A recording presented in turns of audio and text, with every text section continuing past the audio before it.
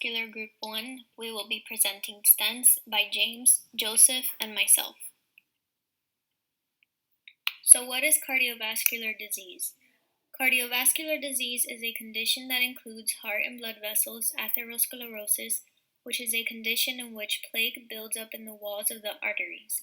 Plaque buildup leads to closure of the arteries, which results in a stroke or heart attack. Cardiovascular disease can result from family history, inactivity, bad diet, and the use of cigarettes. So what is a stent? A stent is a small expandable tube placed in the vessels to treat narrowed arteries caused by plaque buildup. Stents can be made of either metal or plastic. Graft stents are used for larger arteries and can be made of specialized fabric. They can sometimes be coated with medication to prevent blocked arteries from closing.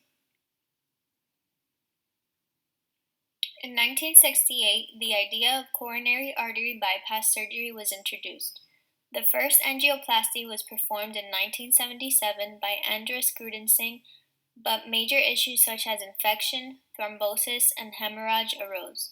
Then in 1986, the first stent was implanted by Jacques Puel, and soon after that, research took off.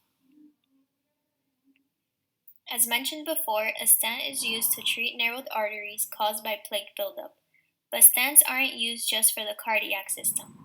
It can also be used for the bile ducts, which are tubes that carry bile to and from digestive organs.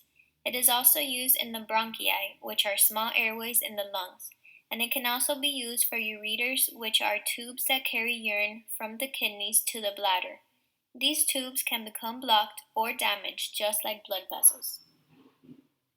Stents can be classified into two categories: bare metal stents and drug-eluting stents. Bare metal stents act as a scaffold to open the blood vessels. As the artery heals, tissue grows around the stent, holding it in place. Sometimes the overgrowth of tissue increases the risk of reblockage. Drug-eluting stents are coated with medication that is slowly released to help prevent the growth of scar tissue. This helps maintain the artery smooth and open and prevents blockage from occurring. The coronary stent market was estimated at $7.7 billion in 2019.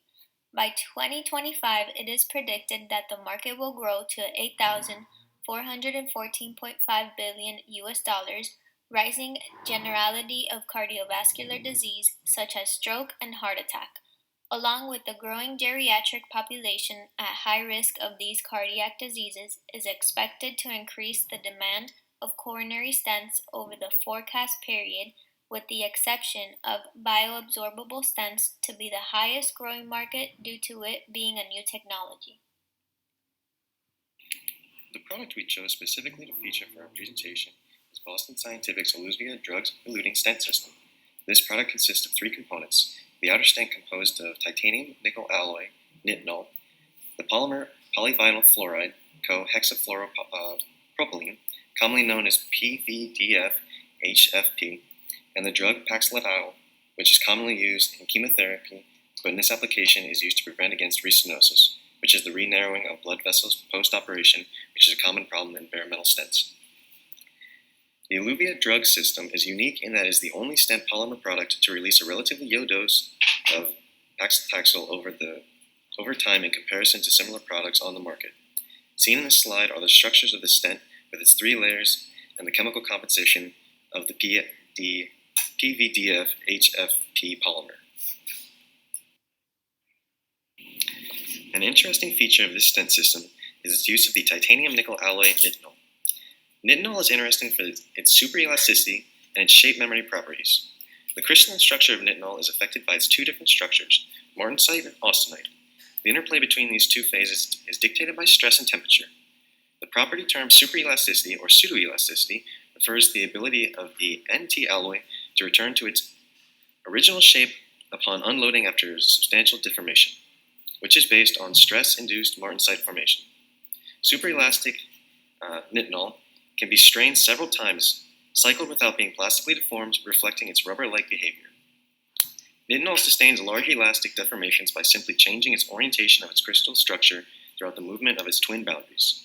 The properties that put titanium and its alloys as favorable It has a favorable metal for bioengineering is its general corrosion resistance and its bioinertness, which is brought about by a micrometer-thick film of titanium oxide forming on the surface, which prevents further corrosion.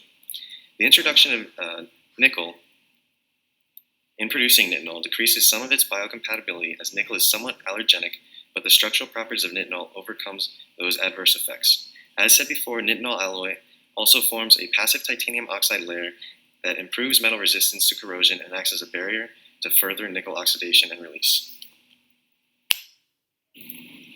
Seen in this slide is the drug paclitaxel, which is used in the Illuvia system to prevent against wrist stenosis in post-op patients. Paclitaxel was originally isolated from the Pacific yew tree and is used primarily in chemotherapy drugs, particularly used in breast cancer and ovarian cancers.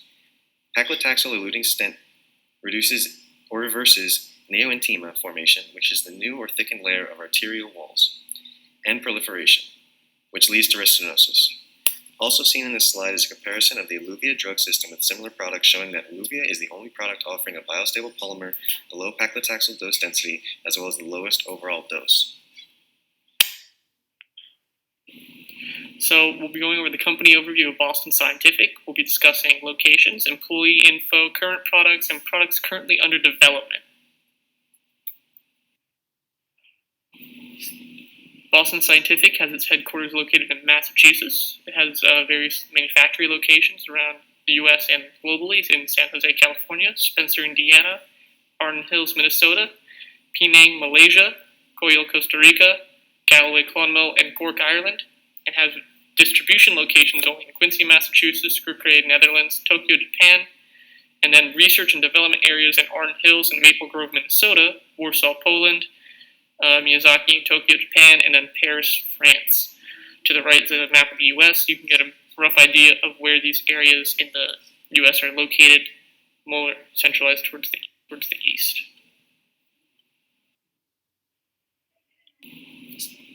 For Boston Scientific, engineer pay ranges from about $58,000 a year to $96,000 a year. Benefits include global employee stock ownership plans, pet insurance, wellness and insurance plans based off your location, 401k, and a credit union. Other than stents, other products made by Boston Scientific are balloon catheters used to enlarge areas like a clogged artery, atrial appendages used in the heart to close off areas of non-valvular fibrillation, and then a steerable sheath used in such procedures as placing the Watchman device or using the balloon catheter. A product currently under development by Boston Scientific is the Watchman FLX. This is similar to the Watchman of the previous slide in that its purpose is relatively similar, but this features a recapturable Watchman which can be taken out in the event that another procedure needs to be done. It's able to be moved in case it gets readjusted through use or wear and tear. It's redeployable in the event that it needs to be removed, another procedure needs to be done, and needs to be put back in place. And it's also diverse in size. This allows it to be applied to many different scenarios, whether the affected area might be larger or smaller.